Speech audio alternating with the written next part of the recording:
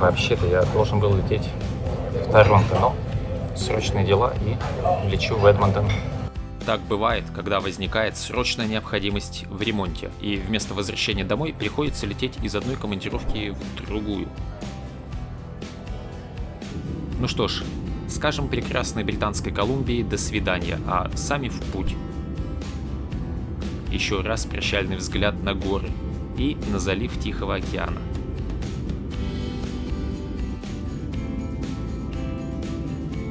А вот и река Фрейзер.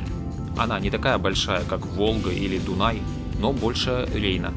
Так что, будь она в Европе, была бы третьей по величине рекой.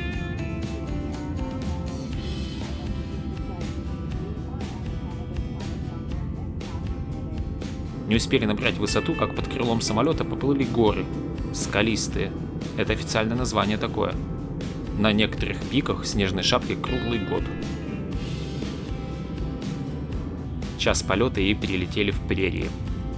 Если лететь еще час, вид не изменится. Прерии шириной около 1000 километров. Вдалеке показались высотки Эдмонтона. Аэропорт находится в удалении от города. При посадке в окно иллюминатора видны одни промышленные корпуса и хайвей. Полет из Ванкувера длился 1,5 часа.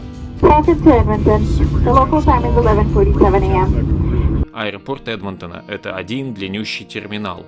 Сегодня последний день ноября, но все уже украшено к Рождеству.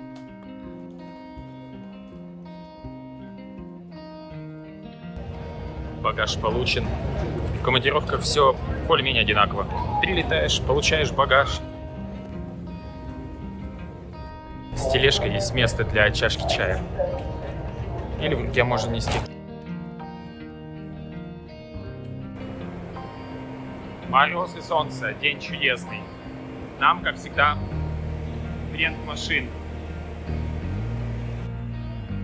Так как мы сегодня с тележкой, то нам путь по рампе, а не путь сильных по лестнице. Справился с рампой.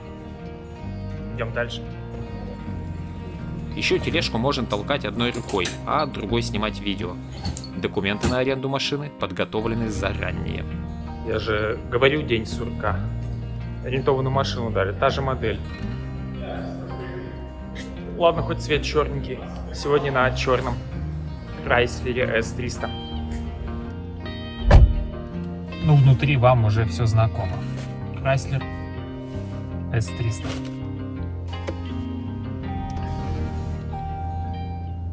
Понеслись в город. С погодой повезло. Обычно в ноябре уже холодрыга и снег, а вот солнце зимой в перьях – это норма. Но пусть солнце вас не обманывает. Эдмонтон – самый северный город Америки с населением более 1 миллиона человек. При этом все еще южнее Москвы по широте. Но климат резко континентальный. От ближайшего океана провинция Альберта, столица которого является Эдмонтон, отделена горами. Поэтому если и ждать тепла, то только при ветре с юга, аж с самого Техаса. До Калгари, крупнейшего города Альберты, 300 километров на юг. И если прерии вокруг Калгари более засушливые и больше подходят для ранчо и ковбоев, то вокруг Эдмонтона уже достаточно воды для земледелия. И чернозем весьма плодороден, что делает провинцию Альберта крупнейшим экспортером говядины и зерна в мире. А также экспортируют канолу, это рапсовое масло. Но генетически модифицированный рапс позволяет использовать масло в пищу. Тем временем мы уже въехали в город. И из-за поворота показываются высотки даунтауна Эдмонтона, среди которых и самое высокое здание Канады западнее Торонто.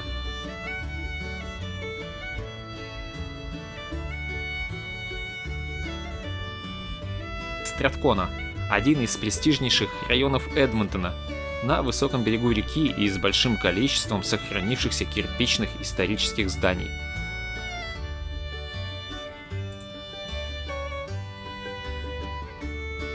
Не только и не столько животноводством и земледелием славится Альберта, а в первую очередь все же нефтью.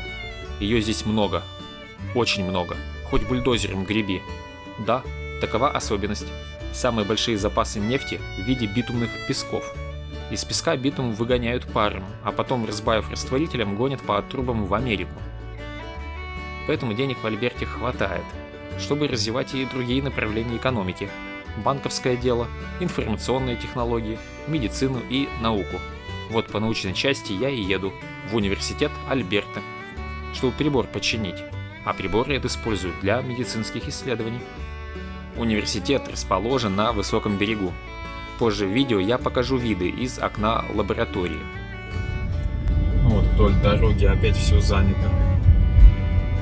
Тут вдоль дороги еще приемлемая парковка, но мест нет. Нам придется ехать на внутреннюю парковку, как я ее называю, самая дорогая парковка в Канаде.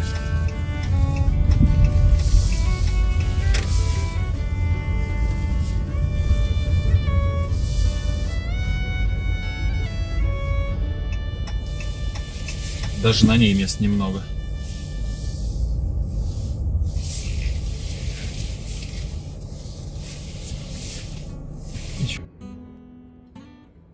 Все то же самое, оплата по номеру машины.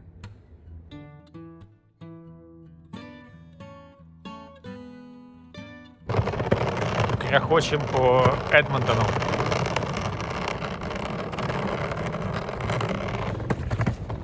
Двигаем науку. Вот она, красная лампочка сообщает о неисправности. Еще бы, 10 лет круглосуточной работы, бывают и поломки после этого. Придется лезть внутрь, чинить. А вот и вид из окна, на закат. И видна река. Все починил, теперь всю ночь прибор будет набирать вакуум. Вот сейчас по Крутяцкому мосту поедем. Ночной вид центра Эдмонтона.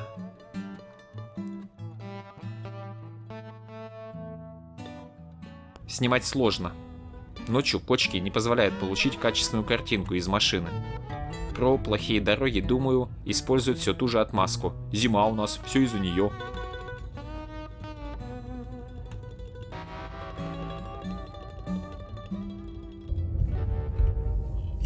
Вот Holiday Inn.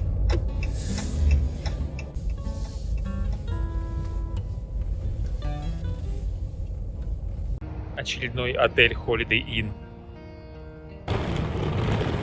Теперь гремит уже чемодан с личными вещами.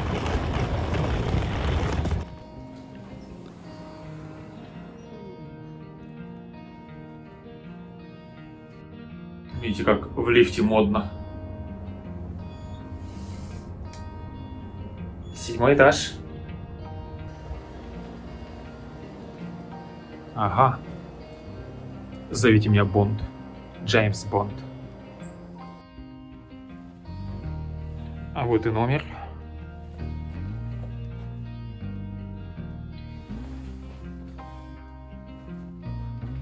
Прям просторный. И более свежий ремонт.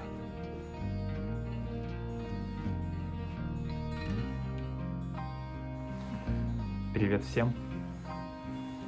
Кстати, я в этом отеле уже бывал, и сейчас покажу в шкафу одну фишку. Видите, тут есть на 2-м этаже джакузи, поэтому дополнительные банные полотенца.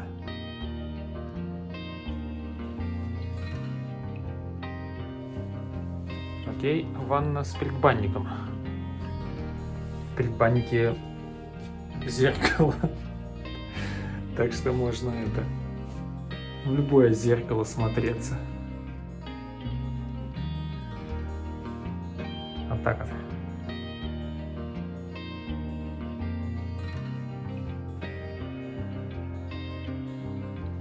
Ну и вид из окна.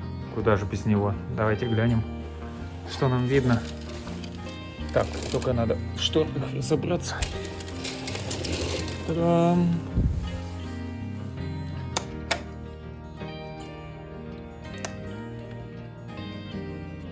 С ума сойти, тут открывается дверь. Офигеть, у меня номер с балконом.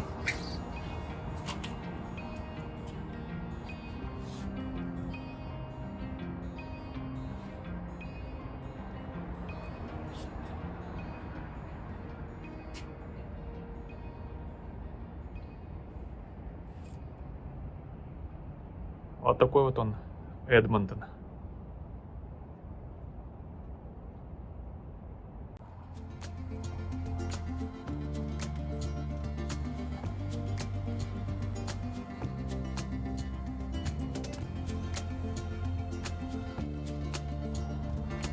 вроде и есть кафешки в округе на улице, но что-то по меню там все какое-то жирное и вредное.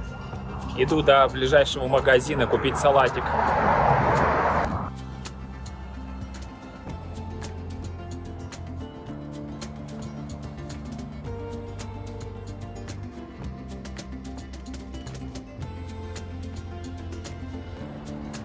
Вон оно, самое высокое здание. И там огоньки, это арки стадиона, Ледовая арена. Модный девелоперский квартал. Не поленюсь, так может дойду сегодня вечером. Большой город. Но он создан для автомобилистов. Для пешеходов до всюду идти далеко. Я вот зашел на плазу. Хоть как-то шума поменьше, меньше машин. А с другой стороны, а что из-за пешеходов напрягаться? Тут на улице хорошо только пару месяцев летом. А все остальное время катайся себе на машине. Ближайшим продуктовым магазином оказался магазин под названием «Экономь на еде». Ну что ж, будем экономить.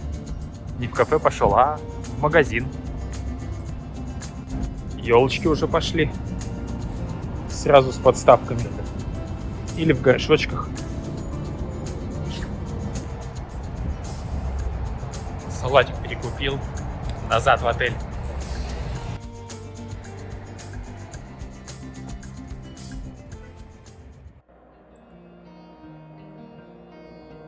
Здесь в гостинице уже нет чайника, есть только кофемашинка.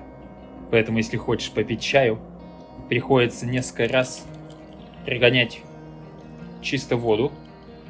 И потом, когда запах кофе уже исчезает, можно и чай заваривать.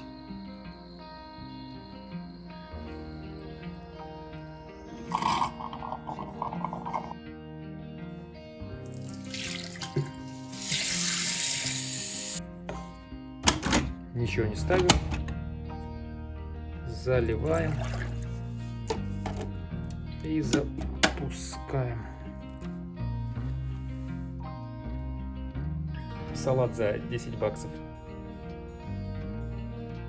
Сложно найти что-то здоровое. Вот с утра-то я ел жирное. На обед вон маффин. Поэтому на ночь салатик. В пути здоровую пищу сложно находить.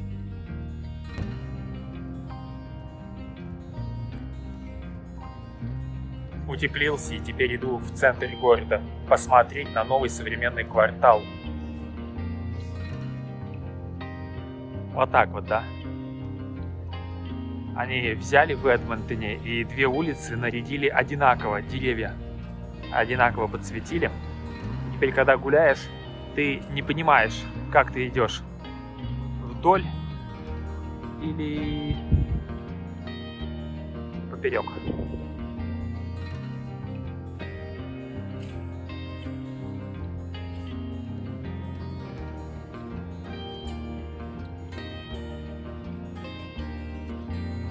Такое обилие подсветки мне напомнило Майами.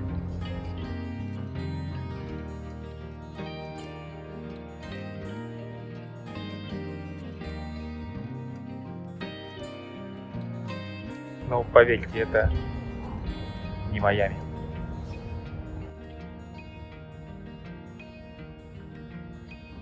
Вот оно, самое высокое здание западнее Торонто в Канаде. Ну, посмотрели, пойдем дальше.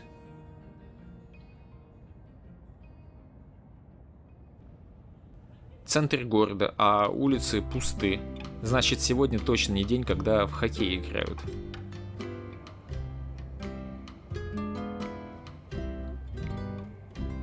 Куча светящихся вывесок. К чему это?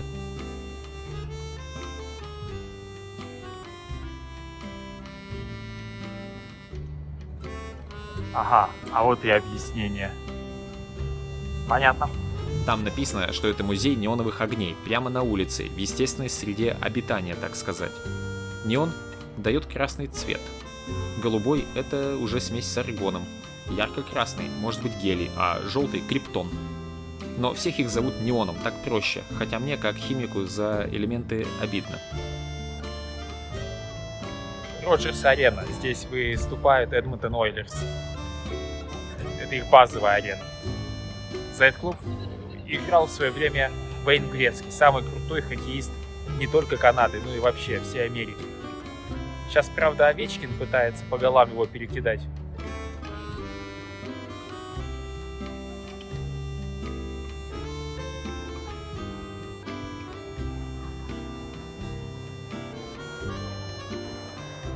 Стэнли Кап, 84 год, 85 год, 87 год, 88 и 90.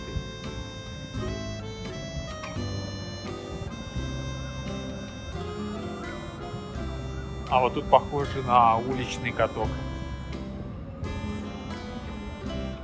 Прикольный дворик.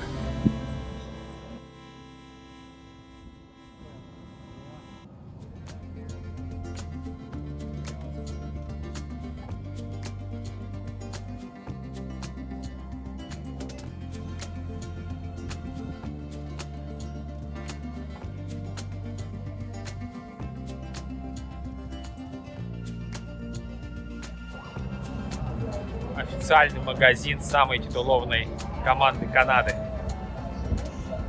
Теперь вы тоже видели.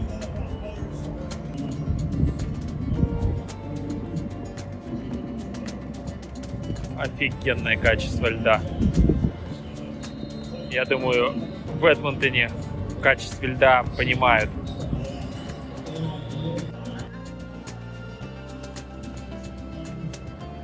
В следующий раз буду зимой, надо будет с собой коньки захватить.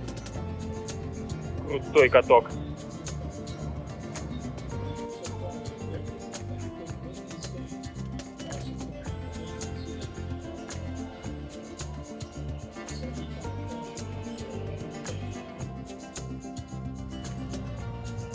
А вот и машинка, чтобы лед заливать. Замбони. Профессиональная. Потому и лед такой хороший.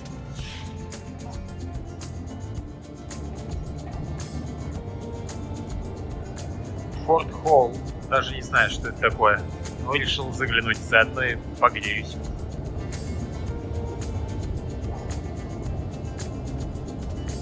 И тут без нефтяной вышки не обошлось. Это, видимо, чтобы пейзаж знакомым казался.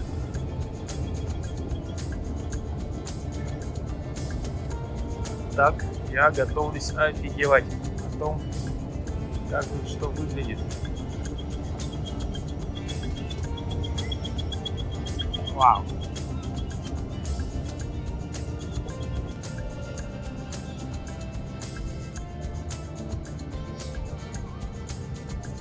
Нефть, бухло и тачки.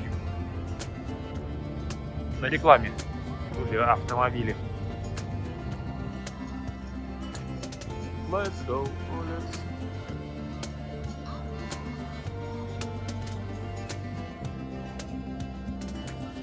Сложная мозаика, я с этого ракурса не могу понять, что на ней.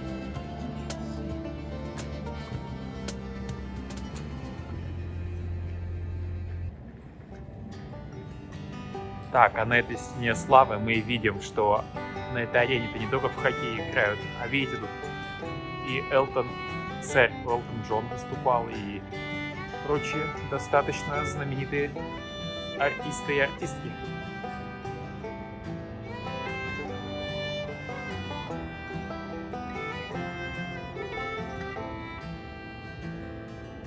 Черт, еще имена бы всех знать. Обязательно бы рассказал. Если на улице пропустили, в каком году Олерс были чемпионами, здесь висит напоминание.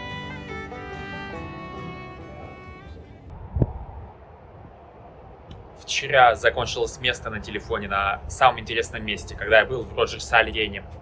Ну что ж, будет повод еще раз вернуться. А сегодня рассвет, новый день, доброе утро. Где-то на белом свете, там, где всегда мороз, трутся спиной медведи, а земную ось. Увижу тебя, я тундру, веду седым снегам. Ну, будет Будете у нас на Колыме?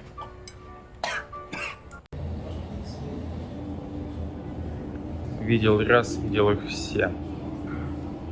Завтраки в Holiday Inn.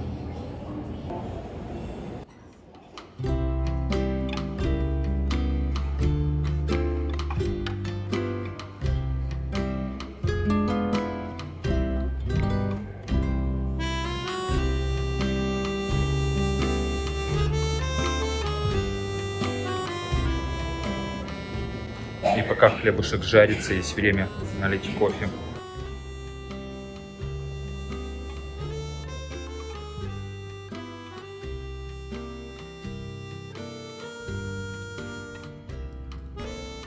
С утра еще приморозило. Не сильно, всего -8, что для Эдмонтона просто пустяк. Увезу тебя я тундру, веду седым снегам. Будете у нас на Колыме, милости просим. Мы опять в университете. В коридорах можно встретить много чего интересного.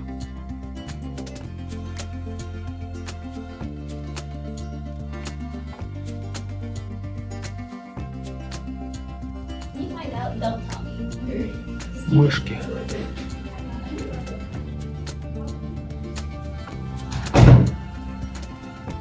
Птички откалиброваны.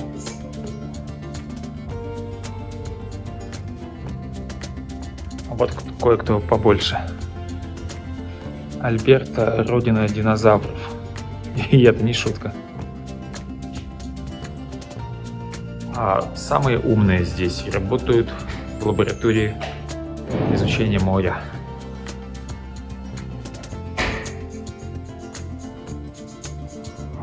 Тогда командировки из холодного Эдмонтона к теплому морю гарантированы, как производственная необходимость.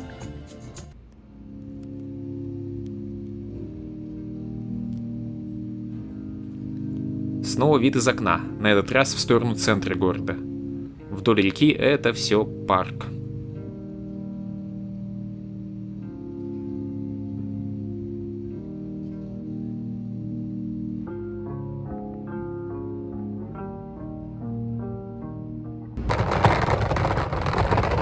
Опять грохот ящика с инструментами. А это значит, работа завершена. Летим домой, наконец-то.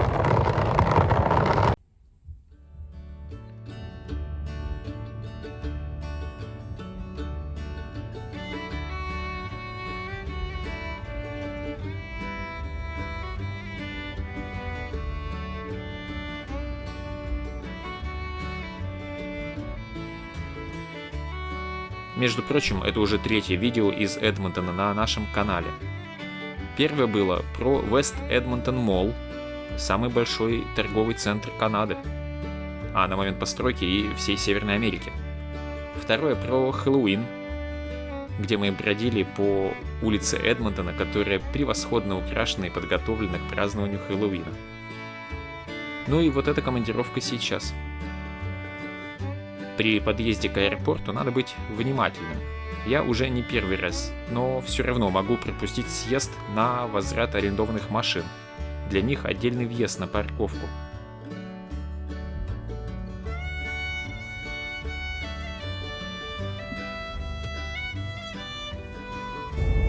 Вот так вот едешь по стрелочкам и смотришь, где сдавать тебе машину.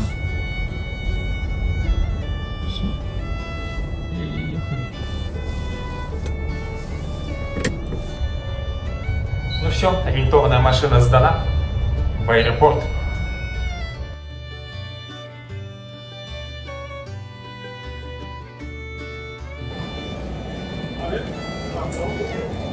Пятница. Пустой терминал.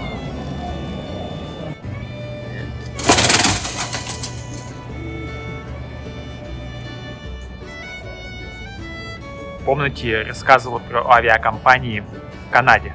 Так вот, и Flair, и Lynx — это лоукостеры. Пока еще живы.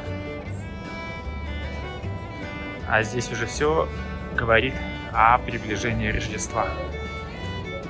Карта на стене намекает, что Эдмонтон — это пуп земли.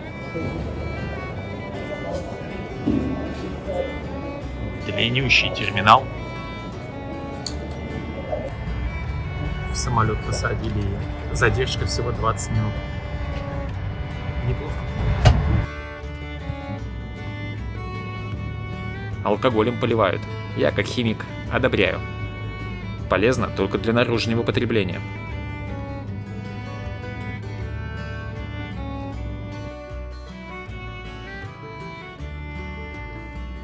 Город растущий. Многих привлекают зарплаты и относительная доступность жилья, когда на зарплату еще можно дом купить. Не то что в Ванкувере или Торонто. Глюк системы. Время 52 часа нереально. На самом деле лететь до Торонто часа 4.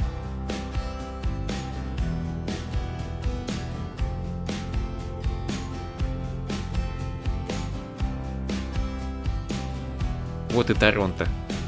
Торонто встречает нас дождем.